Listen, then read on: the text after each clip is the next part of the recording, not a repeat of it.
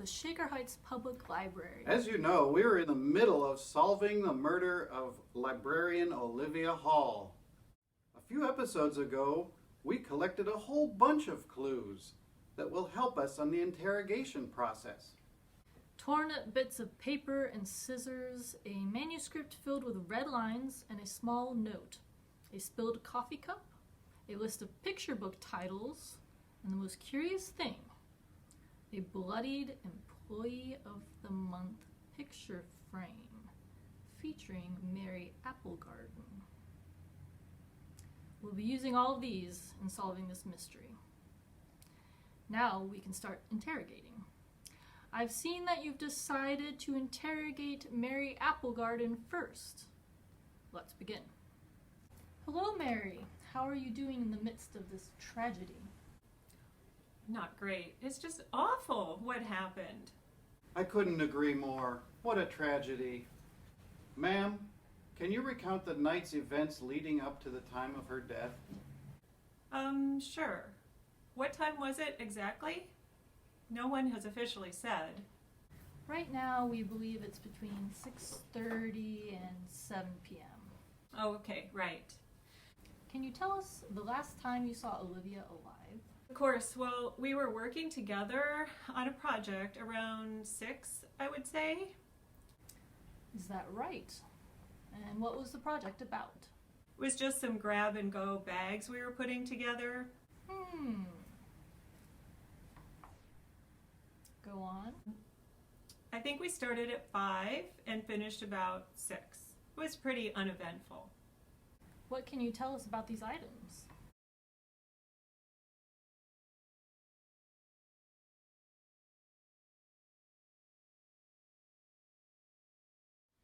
Well, the first two are Olivia and me. We made a bit of a mess working on the projects, and those are the scissors I used. Olivia said she'd clean up, but it's just like her to forget to do that. Or she was murdered before she had the chance. Oh, yeah, I suppose so. What about the others? They don't look familiar to me. I don't know. Don't you handle story time, ma'am? Yes? And typically you choose the books for your readings, yes? But I didn't make that list. Okay, good to know. While you were working together, did she seem off?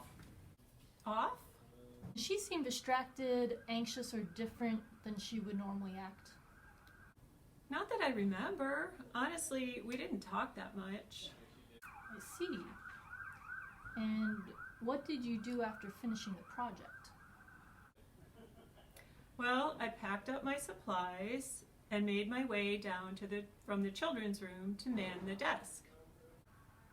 And where did she go from there? She was still scheduled to be in the back office, so she stayed.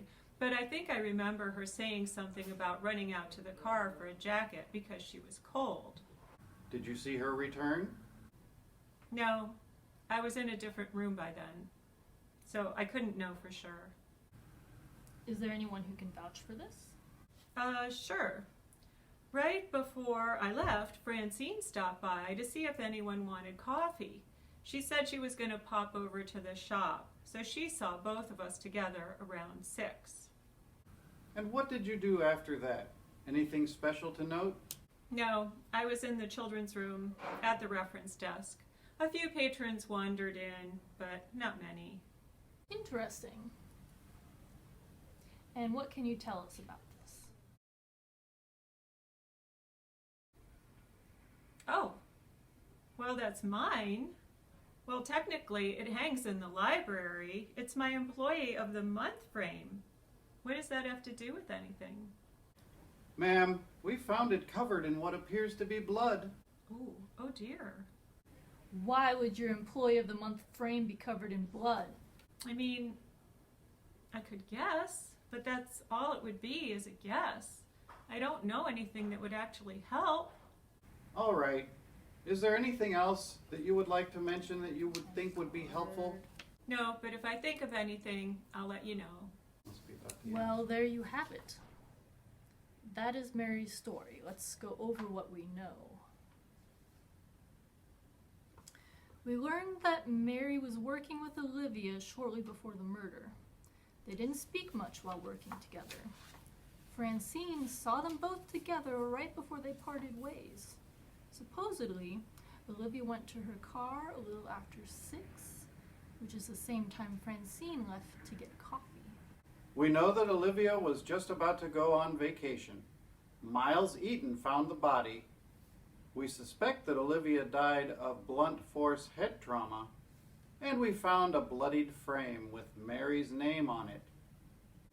This is informative, but I wonder how helpful it'll be. Only way to know is to keep digging. Who's next? Who should we interrogate next? Miles, Francine, or Mariah? If you're enjoying choosing your own path, read Escape from the Haunted Warehouse by Anson Montgomery. There's a whole bunch of different choices that you can make that will lead you down different paths. Will you make it out alive, or will you suffer a tragic end?